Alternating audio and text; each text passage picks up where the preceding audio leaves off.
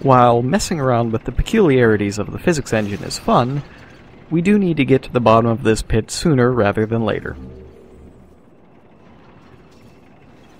One of the interesting things I find about this game is how floaty you are when you fall. It's very different from the Dark Souls games, where you just kind of drop like a rock, and I'm not certain if that's a function of the soul form in this game, or if you fall like that in body form as well. Now, the item we've come for is down here in this tunnel, but we've got a fight ahead of ourselves to get there. So let's just make sure that second chance is active. And, well, there's crystal lizards back there, but realistically we're not going to be able to get there while our Black Phantom friend here is alive. This is Black Phantom Skirvir. He is the named Black Phantom of the level, and we have to kill him to get the item that we're here for. One thing you'll notice about him, he's very resistant to magic.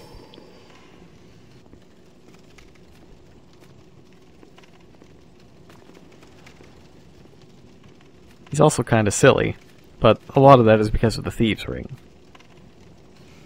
In addition to being very resistant to magic, he's also very resistant to fire.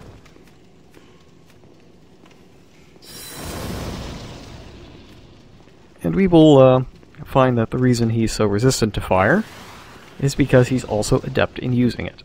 That is the Fireball spell, which is one of the spells that you get by trading a Demon Soul to Sage Frake. However, the particular Demon Soul that gives you that spell can also be used for a much more devastating spell. So I'll let Skirvir here demonstrate it for us. That close range flame attack is Ignite. It casts at about the same speed as a regular melee attack, so it's a good option for a mage that needs to knock somebody down in PvP, so that they can, get them with a backstab when they get up, or something similar. Oh, and you also notice that his health is going down and there are sparkles coming out of him. The sparkles are blood. It's because the Crescent Falchion caused him to bleed. Unfortunately, he also caused me to bleed, and we're going to have to give it another go.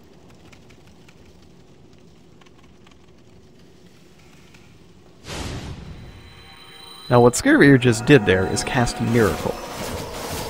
That seems to be something that's generally difficult to do when you're also casting magic, without doing any of the equip-changing nonsense that I've had to do so far, basically just to cast Second Chance over and over again. And that's why we're here.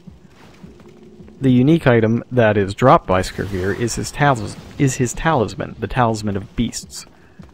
It can cast both spells and miracles, and is extremely adept at enhancing both of them. It scales based on both your intelligence and your faith.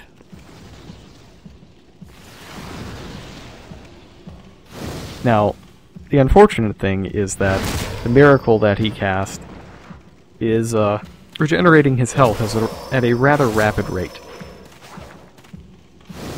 So even though he is bleeding, and I am doing a lot of damage with these backstabs, he is regenerating a lot more health than I can take off of him. So it becomes something of an endurance battle at this point. I have to manage to outlast his miracle without dying. Now there is one thing that is distinctly in my favor here. I don't always have to be on the offensive. In fact, it's a better strategy for me to just hang back and dodge fireballs for a while I wait for his miracle to dissipate. See, he's not going to have enough MP to cast that miracle again. And if I can avoid his fireballs long enough, he won't have enough MP to cast them either.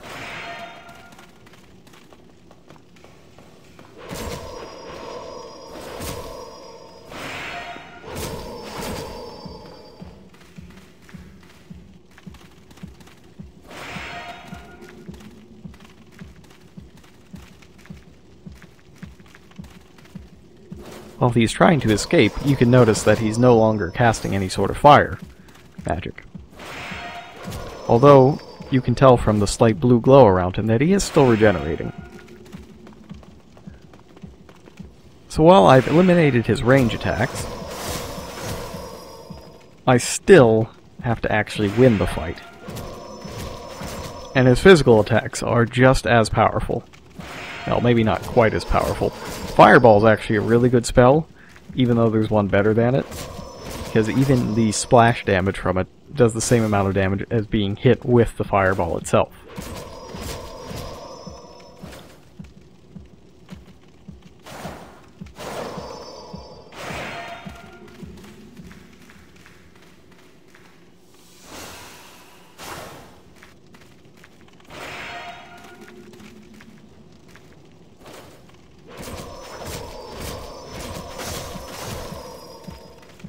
You have to be careful when you're comboing him into the wall like that.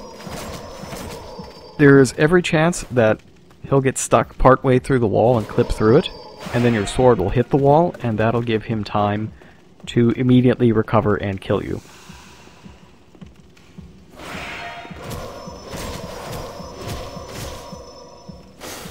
Ideally, you want to be going for backstabs here.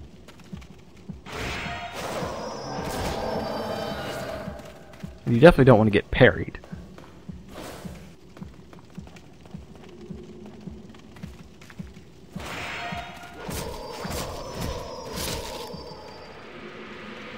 And that does it for Black Phantom Skirvir. Let's claim our prize.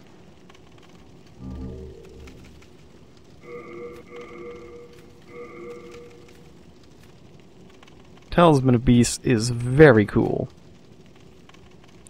And from the description, well, the description's really very interesting. If you remember Sage Frake's Sick Burn, about how the apostles and the saints and whoever don't know who their god really is, that talisman provides the answer. It's actually the same old demon that you're going to fight right now that they detest so much. I believe that's irony. Anyways, with Skirvir taken care of, we don't have to go back to that horrible pit ever again. And as you can see, the damage that we do with our new Talisman of Beasts is much greater than we did back with the Silver Catalyst.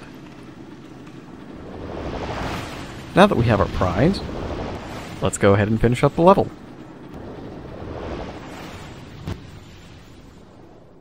Oh, and keep in mind that I am still in pure black world tendency. I got back to the start by jumping off the cliff instead of returning to the Nexus. Because there are plenty more interestingly placed Black Phantom enemies to be seen. But, of course, that also means that the amount of damage dealt is much higher than it would be otherwise.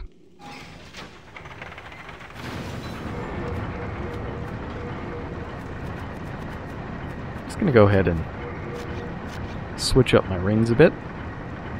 Nothing better to do on the way down, but I need the MP, and I don't have a limitless supply of spices. While I could go back to the Crystal Lizard Nest to farm some shards, I'm going to wait until I have a far more devastating spell to take them all out with at once with. This time I'd kind of like to not get smashed up by the proximity mine here. I'm just really bad at avoiding this one. The placement on it is just really, really brutal. And the fact that I keep trying to run away instead of facing towards it probably also has something to do with my lack of success in avoiding damage. Of course, that is just, a little bit of training for later on. There will be more explosions in small tunnels before long. And honestly, if I had died to that random miner right there, I probably would have just been done for the evening. That's the kind of thing that just, you finish a tough fight and you get a neat item, and then you die to the random pickaxe-wielding miner hiding behind a wall. It's devastating, really. Anyways, I spot a friend. Oh, hello again. Hey, don't turn a cold shoulder. I didn't mean to do you wrong, really. Oh, I have an idea. That treasure over there should be mine. But I'll let you have it. I promise. No tricks. I won't move a muscle until the treasure's safely in your hands. You can trust me, can't you? I'm just trying to do right and make amends here. So Patches wants to give us the treasure down in that little tunnel. I'm sure you can see what the problem with this is. It's not worms.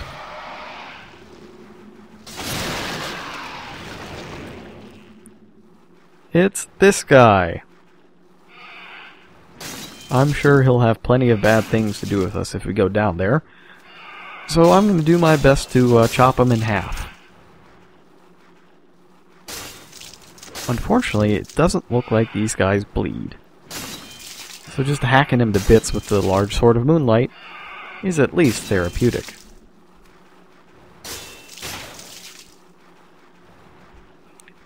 Now, there's just one problem with killing this guy off.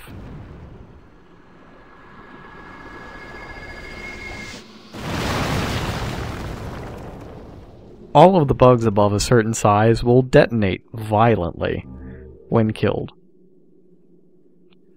And while it would have been, lovely if Patches had died from that, he's just fine. And the real treasure was the one up here, the Ring of Flame Resistance. That'll be very handy in the fire damage-filled latter half of the stage. It's just, it's a little sad that Patches gets away completely unscathed again, unless I decide to kill him.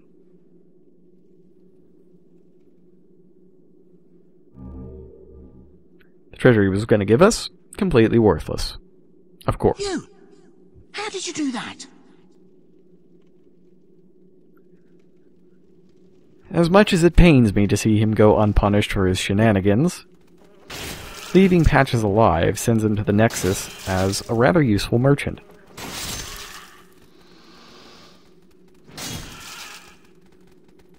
These flying bugs aren't big enough to explode, but they are fairly annoying, as they are a combination of the large bug enemies and the mosquitoes.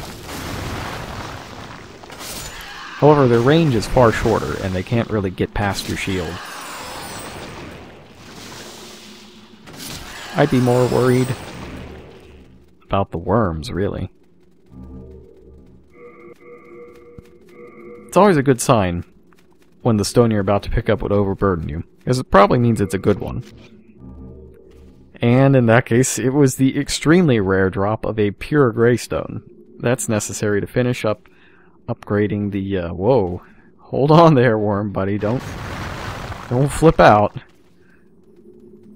But yes, pure greystone, huge lucky drop, important for finishing up upgrading the crushing great axe. This guy is it's kind of hard to tell, but he's actually a black phantom bug. Notice how he takes a lot more effort to kill than the regular ones.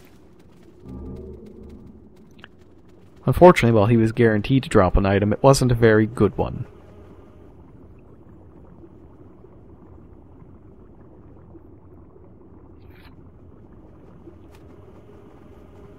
Well, that's fun. Nice swarm of flying bugs. What's actually really funny with these guys is when they land on the very edge of the geometry and you hit them once, it's very easy to just knock them off into the ledge, off into the lava. They just kind of forget that they have wings at all.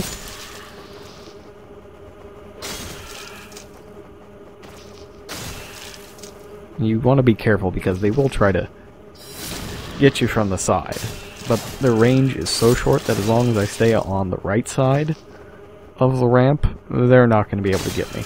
And they have problems with the fence geometry, so they're not going to be able to come over here to get me either. It's kind of sad, really.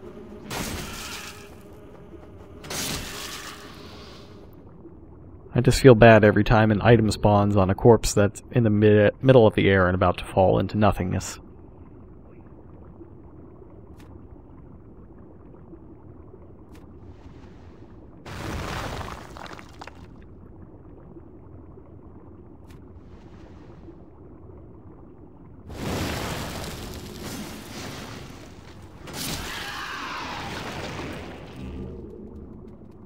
You know, I wonder if I have enough greystone right now to go back to Ed and fully upgrade that axe.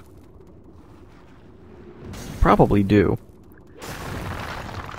But it's not really something that's important, as it's a strength-based weapon and I have barely any points in strength and probably can't use it. There'd be more for the achievement than anything else. Trophy, as the case may be. Now, honestly, I don't get the point of this other Black Phantom bug. It's just kind of there.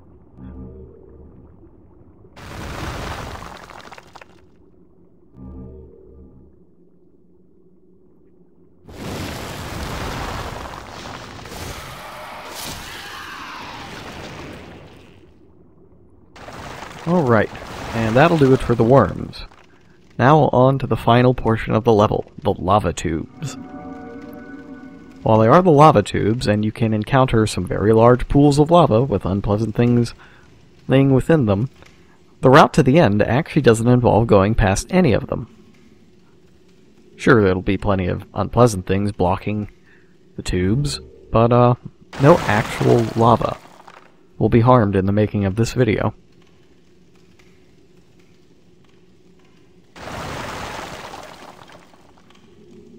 Plenty of stone worm skins, though. Although, that is an enemy that doesn't appear at all in this segment.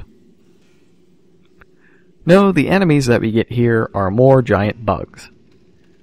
These are, of course, the explosive kind. But you have to be careful, as they still have the stinger, and they can jump on you.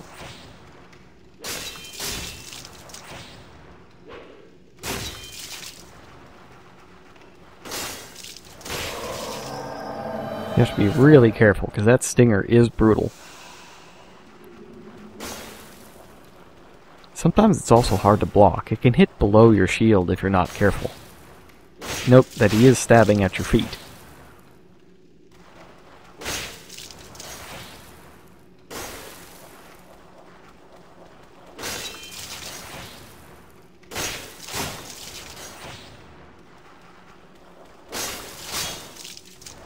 Always keep your stamina up.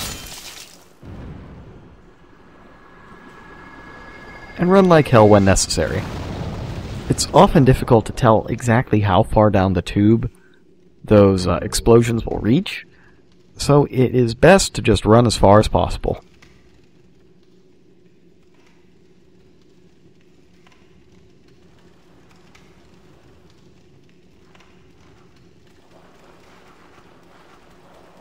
And, of course, soon after the first bug is another. And I didn't bother to put up second chance, and died.